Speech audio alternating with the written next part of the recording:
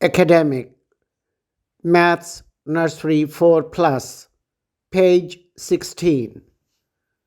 Dear children, today we will have a test sheet day. It will cover the numerals 1, 2, 3, and 4 that we learned a couple of days ago. Trace and color the leaf green, tomato red, eggplant purple, and cap blue. Make sure you color all objects well within the designated space. Circle the objects which are different in size. You see two handbags here.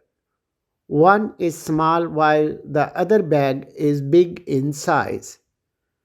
Now you can easily circle the big handbag. That's great. Well done. Color the shapes.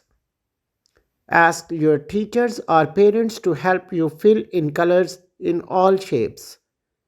I'm sure you will choose your favorite colors to make your task beautiful. Count and write. Here are given some tomatoes and birds. Count them and write their number in the given boxes. Trace and write these numbers. Ask your teacher or parents to help you in completing this task.